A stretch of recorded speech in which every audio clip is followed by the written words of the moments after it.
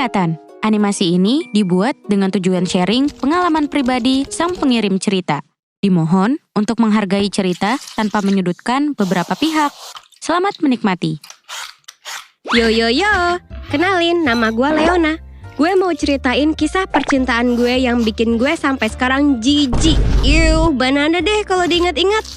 So, sebenarnya umur gue 18 tahun dan saat ini gue lagi kerja di sebuah toko. Hayo, pasti netizen bakal mikir, ya elah, masih muda malah udah cinta-cintaan. Pantesan begono. Eits, jangan salah. Gini-gini banyak laki-laki yang coba deketin gue di tempat kerja. Meskipun mostly jamet ya. Sebagai wanita yang meyakini sebaik-baiknya dunia adalah dunia tanpa jamet, so gue selalu menolak mentah-mentah jamet yang berusaha ngedeketin gue. Pernah suatu ketika ada kejadian nih, ada om-om datang ke toko dan ngegodain gue, woi. Ih, gede banget. Ini kamu kayak orang Korea ya? Dalam hati gue ngomong, si om ngapain jir? Mana dia ngomong, muka kamu, badan kamu itu kalau di Cina atau di Korea sana pasti laku. Kalau sama saya pun, saya mau. Ih, ngomong apa sih si om-om penggoda woman? Siapa juga yang mau sama dia di? Oke, back to the topic. Suatu ketika teman gue yang namanya Mira nyeletuk ke gue sambil bilang, ini ada cowok nih mau deketin lu, minta nomor sama IG lu. Gimana, kasih nggak? Tanpa babi bu gue langsung tolak aja. Bilang, biarin orang gak jelas itu. Tapi si Mira ngotot ngeyakinin gue kalau orang itu baik. Mira juga bilang kalau cowok ini teman sekolah dia dulu. Tapi gue tetep kekeh gak mau kasih. Sampai suatu hari tiba-tiba ada masuk DM tuh di IG gue.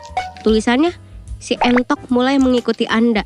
Dan gak lupa sama satu lagi notif permintaan pesan. Gue bacain tuh, hai, kenalin gue entok. Alih-alih balesin chatnya yang basi, gue stalking tuh akunnya. Gue liatin, wah, kayaknya nggak jamet juga. Ya udah tuh, gue confirm aja dan balesin DM-nya. Gitu doang. Dan dari situ si entok DM mulu, gangguin banget deh pokoknya. Suatu hari pulang kerja motor gue mogok, nggak ada jemputan dan nggak ada uang di tanggal tua. Dan posisinya hujan, sedih. Lalu si entok tiba-tiba DM, nanyain gue udah pulang belum. Gue bilangin lah, lagi mogok motornya. Lalu si entok langsung jemput gue. Singkat cerita kita jadi temenan. Ingat, cuma temenan. Seminggu kenal kami ketemu lagi. Karena si entok katanya lagi punya masalah. Cowok problematik. Ya udah, sebagai pendengar podcast keluh kesah yang baik, gue iyain ajakannya. Pas ketemu, tanpa babi bu tiba-tiba dia langsung curhat. Dia cerita tentang masalah keluarganya, bokapnya yang nganggur, nyokapnya yang kerja jadi ART, adiknya yang bandel, dan dia yang terlilit hutang. Gue agak kaget tuh, ini orang kenapa percaya amat sama gue dah? Sampai cerita sebegini dalamnya. Gak lama habis cerita, dia tiba-tiba pegang tangan gue. Gue tepis tuh, geli aja gitu. Terus dia utarain perasaannya. Wah, perasaan dia habis mengsedih? Masa tiba-tiba malah ngomongin perasaan dia ke gue? Hello? FYI, gue orangnya gampang kasihan guys.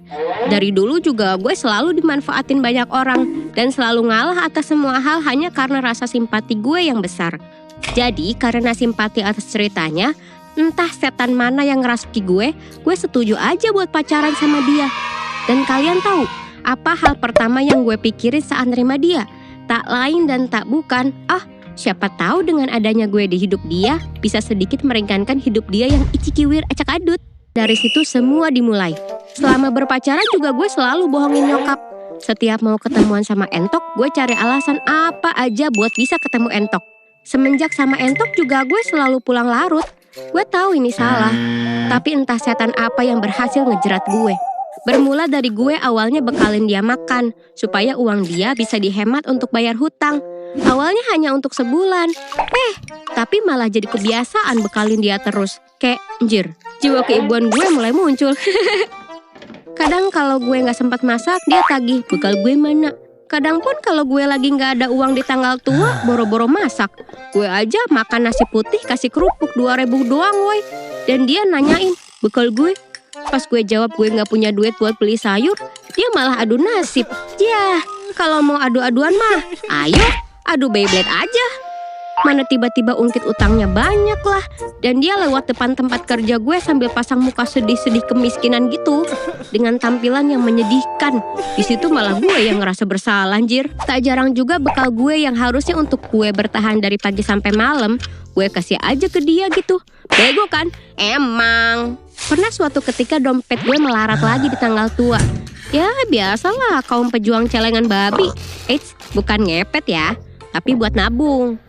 Dan di toko gue lupa bawa minum. Gimana gue bisa gak minum dari pagi sampai malam? Secara teman-teman gue itu bukan tipe orang yang berbagi.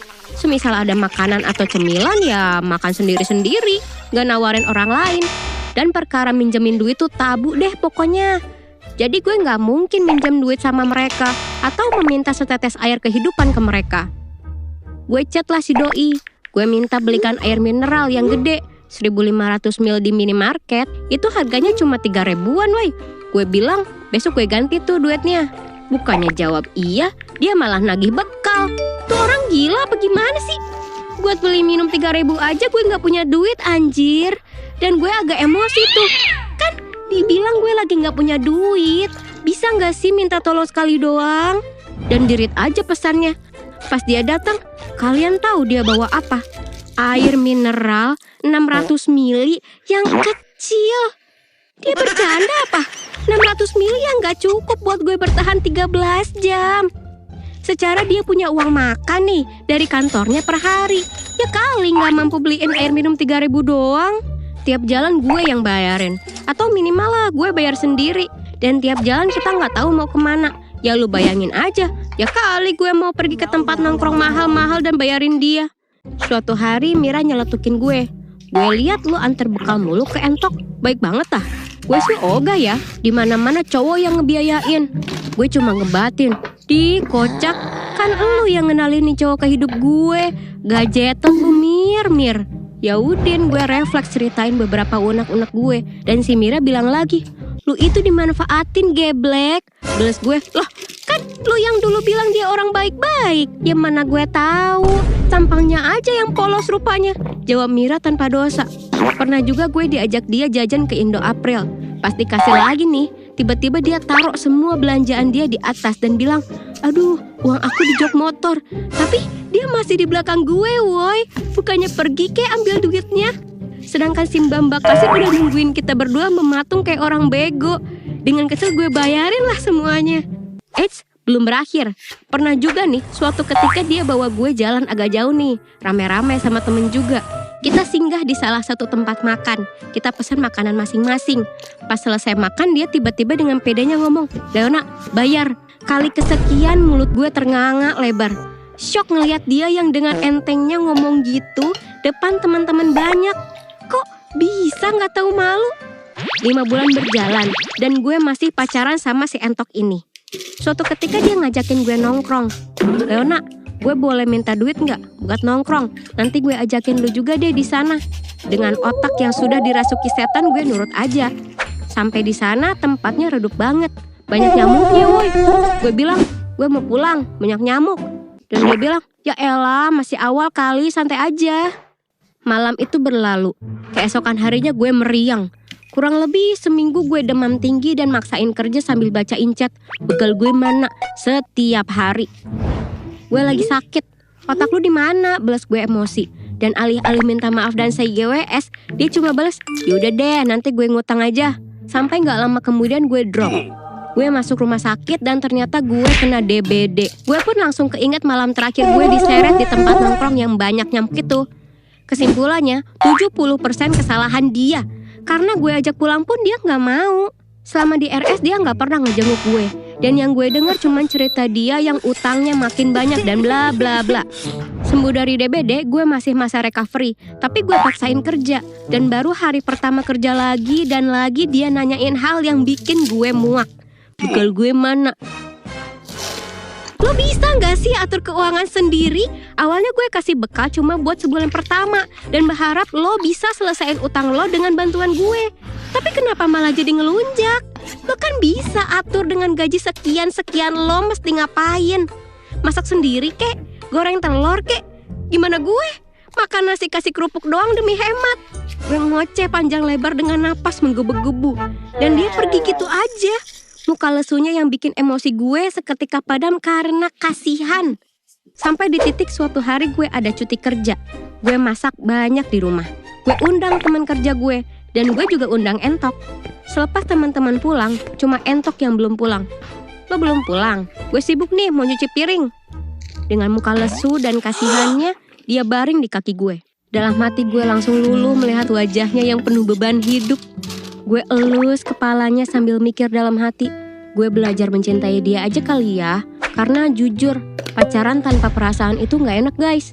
Dari awal gue pacaran hanya berlandaskan empati dan mau nolongin si Entok. Gue sampai lupa rasanya suka sama seseorang. Rasanya berdebar dekat orang yang kita suka atau sayang.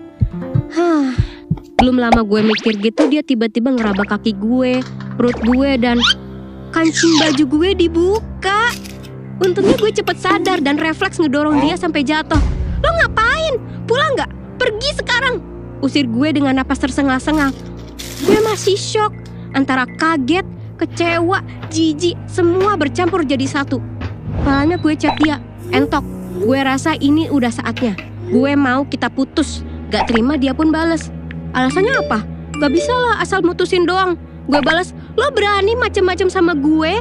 Ada atau gak ada lu juga gak berkontribusi di hidup gue. Gue tetap berjuang sendiri. Dan lo cuma beban. Gue langsung blokir dia. Dan sampai sekarang 6 bulan gue putus sama dia. Dia masih neror gue dengan fake account, nomor asing, dan kadang ngintai gue di tempat kerja. Gak jarang juga gue dengar desas-desus dari temennya yang bilang kalau Entok pernah ceritain hal yang enggak tentang gue. Di situ gue trauma. Gue bukan hanya trauma sama orangnya dan kisah lalu itu.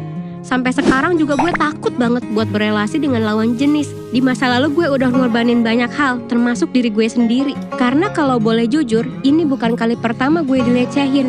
Gue punya banyak cerita yang mungkin gak bisa diceritain semua di sini. Gue muak! So, cukup sekian cerita dari gue.